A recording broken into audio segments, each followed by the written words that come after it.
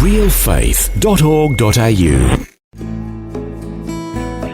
You've got a newborn, you're not sleeping, you're anxious over everything. I'm in and out of hospital, so I'm separated from her a lot. I'm in pain constantly, and the pain is just not going away. And I remember those first 3 months, my one prayer, before God was always, just take this pain away. Just take the pain away so I can focus, so that I can enjoy my baby. Welcome to Real Faith, conversations about the impact faith has on our lives and the challenges we go through, helping us today and giving us hope for tomorrow. That's real people, real life and real faith with Eric Scatterbo. Well, today we have part 2 of our conversation with Dr. Mirette Abraham, who's the author of the book, Mama, I See You, Finding Glimmers of Hope in the Trenches of Motherhood. Last time we heard that Mirette was born in Egypt and migrated to Australia when she was only 1 year old. Then, after embarking on a career as a medical doctor, she found herself struggling with anxiety and depression soon after becoming a mother. And that's where we'll pick it up today as Dr. Mirette Abraham continues to share her story. Once again, she's joining us from her home in Sydney. And then I got thrown into motherhood. So it started off, my labor was really long. Didn't really think much of it, but, I just thought that's just how labor is. This is supposed to be difficult. A baby's entry into the world is not going to be easy. But then about 24 hours after I had delivered my baby girl, she went blue and she stopped breathing. Oh, wow. And that image, just seeing her that way, just sent a bolt down my spine. I didn't know what to do, how to react. And there was no struggle. So it was silent. She went blue. She didn't struggle with the choking, with the phlegm that was getting obstructed. She didn't struggle. Yeah. And so thankfully the pediatrician was in the room at the time, and we took her straight to the special care nursery, and she needed extra intervention and she needed lines and things. And that for me was the start that birthed my anxiety, I feel. Mm-hmm. After that, it happened one more time after she left the nursery. Again, it was silent. It happened while she was sleeping. We caught it early because I was watching her like a hawk. But I just couldn't shake that image of her not being able to breathe and not really trying to, not knowing what to do. And I couldn't sleep. I'd spend all my waking hours, whether she was awake or asleep, watching her. Yeah. Nighttime was really difficult for me to get some shut eye because I just couldn't shake that image. I kept thinking, if I fall asleep and she dies in her sleep, that's on me. So I put that on me. And so the sleeplessness and that image, I just, it really played on my mind. Mm-hmm. Along with that, the 3 months after delivery, I have a chronic illness. And so that flared up. And so I was in and out of hospital. Oh, what happened?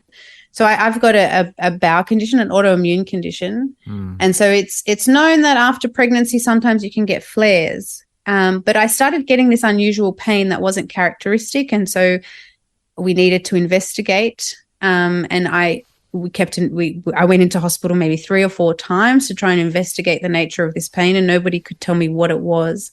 And so I went in for surgeries and I went in for other invasive procedures. And finally, we had come to the conclusion that it was just because of my chronic illness. And so once I started medications, I was okay. But by that time, you've got a newborn, you're not sleeping, you're anxious over everything. I'm in and out of hospital, so I'm separated from her a lot. I'm in pain constantly, and the pain is just not going away. And I remember those first 3 months, my one prayer, before God was always, just take this pain away. Just take the pain away so I can focus, so that I can enjoy my baby. The anxiety I will deal with. I will get to it. I can get professional help, but this pain, nobody can tell me what's happening. We can't get to the bottom of it. Nothing's working. I need help. And all I remember was silence. And you can imagine, pain has a way of just heightening everything else and making you completely oblivious to everything around you And it just makes you focus on it. And that's all I could focus on. I was in a lot of pain. I was anxious. I was sleep deprived. I didn't know what I was doing as a new mum. I struggled with feeding. You know, they never tell you that breastfeeding doesn't come easily to a lot of people. And so I pushed and I pushed and it didn't happen. It didn't happen for me. And obviously I'm carrying the guilt of not being able to feed my baby like the typical mum should. And so this idealistic view of motherhood, every day that passed was slipping further and further away. And, you know, all I could think was, when am I going to get that? When am I going to get this really pleasant maternity leave or this, you know, pleasant, joyful time? Yeah, everything you saw on Instagram. Everything that I saw on Instagram. When is that going to happen for me? And that just kept, I think, pulled me even further away and made me even sadder.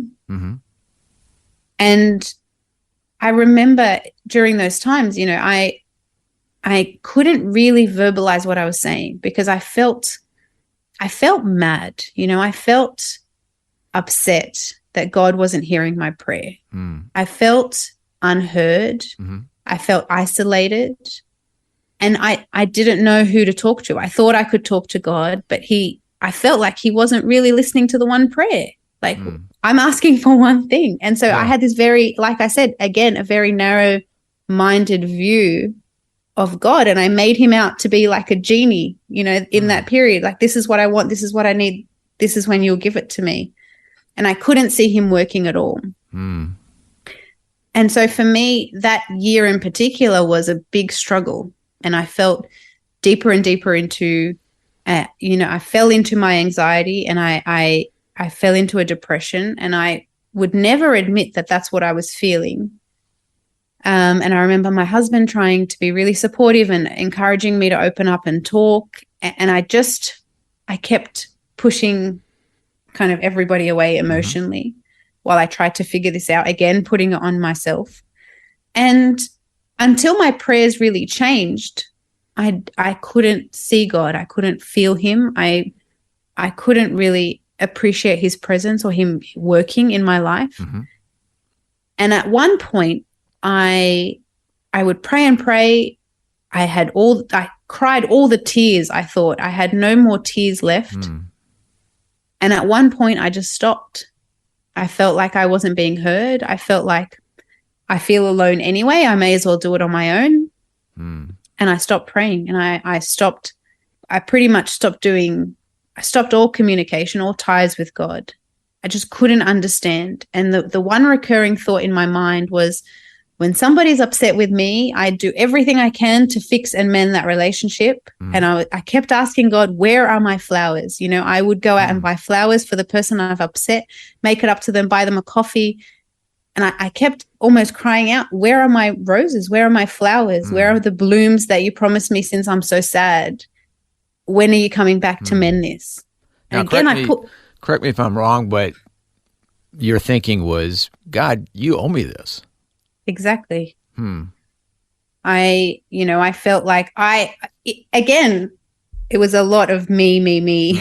And I felt like But that was your thinking at that point. That was my thinking at that point. And I felt like I had made the tough decision to leave a training program that I thought I liked to start a family. And, you know, I remember thinking, what am I here on earth for? If I enter into this training program and I get taken away today and I'm at the gates of heaven and he says, what do you have? Who are you bringing with you? And I say, just me. I've been working. I had no time. Yeah. And I kept having that almost a nightmare.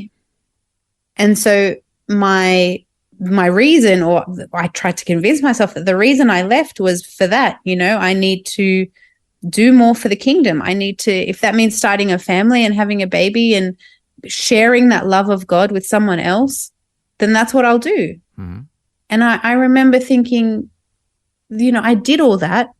I sacrificed all of that for the kingdom. I sacrificed that for you.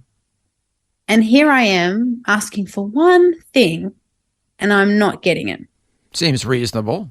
It seems reasonable to our human minds. It seems so reasonable. And my humanity really did take over everything at that point. I couldn't understand why he wasn't coming through for me on this. Mm-hmm. And until I started praying again, changing the nature of my prayer, I was away from him for that long. And until that happened, I then started to see him at work, and I then started to appreciate him. Our guest today is Dr. Mirette Abraham, who's sharing her life journey with us and how she began battling with depression and anxiety soon after the birth of her first child. Next, we'll hear more of her story and how God slowly begins to lead her out of a spiritual darkness. All that and more is coming up when we return right here on Real Faith. The Word for Today is Australia's most widely read daily devotional, designed to give you practical teaching to keep you focused on your relationship with Jesus. Read it online or subscribe to the free printed edition at thewordfortoday.com.au. You're listening to Real Faith, conversations with real people about how God works in their lives. If you want to know more about integrating faith into your life, our website is realfaith.org.au. Just go to the website and you'll find helpful articles about the impact faith can have on your life. Once again, that's realfaith.org.au. Welcome back. I'm Eric Scatabo, and today, once again, I'm chatting with Dr. Mirette Abraham, who was born in Egypt and is a member of the Egyptian Coptic Christian community in Sydney. Mirette's the author of the book, Mama, I See You, Finding Glimmers of Hope in the Trenches of Motherhood. Before the break, we heard how she began battling with depression and anxiety. Also, she shared how it caused her to question God and her relationship with Him. Next, we'll hear how God slowly begins to lead her out of her spiritual darkness. What was the turning point for you?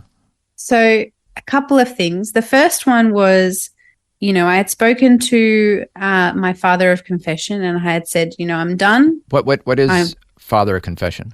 So we have, in our church, we've got priests. Mm-hmm. And so you choose a priest that you relate to, and you have kind of regular confession to keep you accountable for your sin. It's kind of like repentance. So you do your own repentance, you do your own reflection, and then you go to a father of confession. And it doesn't always have to be sin related. Is that kind of like a confessional in the Catholic Church? Is that exactly right? Yeah, exactly right. So do you go into like a special room where you confess? Yeah, an office or besides the altar or just in the church, just somewhere quiet. It doesn't, it's not really a dedicated place. But sometimes, I visit him a lot just for advice and just mentorship, and just he becomes, a spiritual father and a spiritual guide. And so there was one point where I went to him and I said, I don't feel anything in prayer, and I'm done. I don't really want to pray anymore. I'm just going to wait and see what happens, and I'll focus on my kid, and I'll focus on, I'll still come to church. I'll do all the lip service. I'll do everything that I have to. I'll do the checkbox that I was doing before. But in terms of my relationship with God, I just didn't feel like there was anything there at that point. And he said, look, I understand it's really hard to be going through what you're going through, and let alone go through that and not feel him. And it's hard to, stand up in prayer or kneel in prayer and give him thanks when you feel so empty and you feel like there's nothing to be thankful for.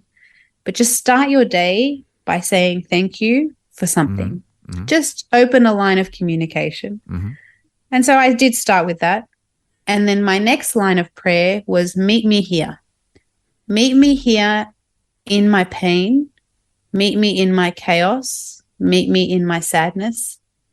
Meet me here and show me yourself so that I can find my way back to you, because I'm stuck and I don't know what to do. So going back to some very basic things, gratitude and meet me here.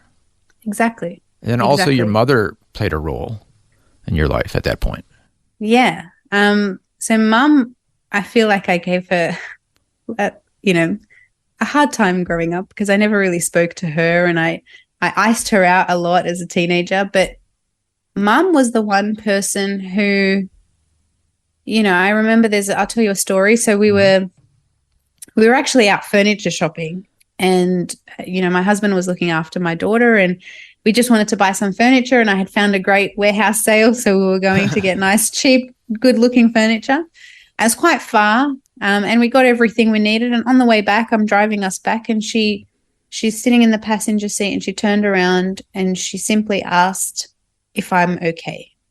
I said, I tried to kind of brush it off. I'm like, mothers know these things, right? Yeah. I tried to kind of brush her off before she gets a bit deeper, and then I get more emotional. And I said, what do you mean? She's like, you're not the same. You're withdrawing. You're not hanging out with people anymore. Every time she had people over, I'd message her and say, sorry, we're going back home. Like I wouldn't even go in and entertain the thought of saying hi to other people that I knew. They just saw family and friends.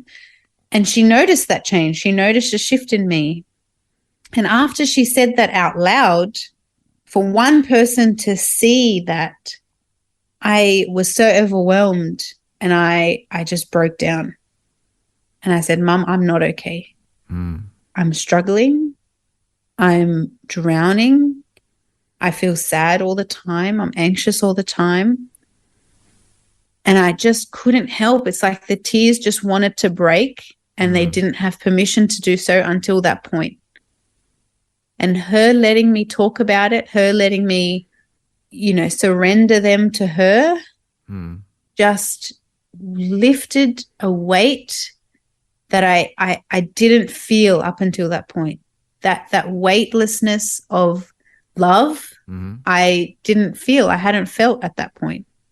And so just her listening to me and her being there for me and giving me little tips and strategies how to manage practically, and just the assurance that she was there was enough to kind of propel me onto this journey of healing. So after that point, I said, this is it. This is enough. This helped. Let's find other ways I can help myself. And there was another point. I was downstairs in the kitchen. I just kind of prayed and felt nothing, and cried and cried and cried, and still nothing. Yeah. And I came downstairs, and I'm already angry and upset and frustrated. And I come downstairs and trying to do things in the kitchen around the house, and my daughter wasn't listening. She was 2 and a bit at the time, and she wasn't listening. And it was no, no, no, no, no. And I had it. We never give timeouts in our house, but I gave her a timeout. I gave her 2 timeouts. I gave her 4 timeouts, 5 timeouts. Nothing was working, to the point where after the 5th or 6th time, she took herself to the step for her timeout because she knew that's where I was sending her. And I was just livid. I was really upset, and I don't even remember why at this point. And I remember trying to get distracted with the housework, with the chores, and I turn around and I see my husband sitting on the step with her, and he's got her head kind of on his shoulder, and they're just talking, and they're just sweetly talking and sweetly acknowledging each other and just having a chat. And as soon as that was over, she came up to me and she said, I'm sorry. And she went about her day, and it was completely fine. And that image of true self-sacrificial love that came from my husband, sitting on that step, pride aside, sitting on that step with her in her corner of trouble, in the point, in the part that she's withdrawn herself to, just took me back to Christ. And like, this is Christ. He did that so many times in Scripture. This is the Christ who we know and love. The Samaritan woman was a big deal for me during this period, just having that image and that trying to replay that conversation between her and Christ at the well, and reflecting on that was a big thing for me during this time of healing. It had a huge impact on me. Met her. Yeah, what a beautiful image that, in the same way that God meets us when we're in trouble and in despair. You're saying that you're seeing in your husband him meeting your daughter, your child, in that same place of trouble as well. Is that kind of what you're getting at? Yeah, exactly. And that really ministered to you, touched your heart? It really did. It really brought that encounter with the Samaritan woman to life. Mm-hmm. And it just reminded me that he does that with us. The unconditional love. Yeah. He meets us here. Yeah. And he met her in the heat of the day when she was trying to avoid the shame and the people, and she knew she was judged by everyone, and she knew she wasn't liked by everyone, and she went about her chores as normal, and he met her when she didn't want to be met. He met her when she was avoiding everyone, you know. Now for people who are not familiar with the story of the Samaritan woman, she was living in adultery at the time, and went to the well to get some water, and Jesus ministered to her. Yeah, that's right. And as well, the people of Samaria weren't really accepted by the Jewish people who, you know, they weren't accepted. Yeah. No. So she had kind of felt like an outcast on two. Yeah, for many reasons. Yeah. Yeah. But he met her there at the well. Yeah, he did. And it's a reminder that nothing, you know, can separate us from him. Not our shame, not our despair, not our sadness. He is still here. He still meets us where we are. And with his, you know, purest, unrelenting love, he persists and he sits there and waits for acknowledgement. And he sits there and he meets us in the heat of the day, in the chaos of the moment, in the middle of temper tantrums, in the middle of, you know, if you see my kitchen downstairs right now, he's sitting there right there with me. You know, he's there. And so seeing that image of my husband and my daughter on the step just brought that reminder to life. Now, if a human being can show that love to a little girl who really doesn't understand much, what is God trying to show me right now that I'm not being responsive to? And so that's when my prayer changed to meet me here. Meet me where I am.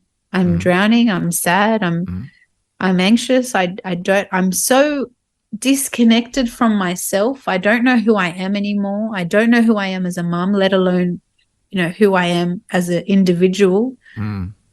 Meet me here in my confusion and transform my confusion for good. Transform this period for good.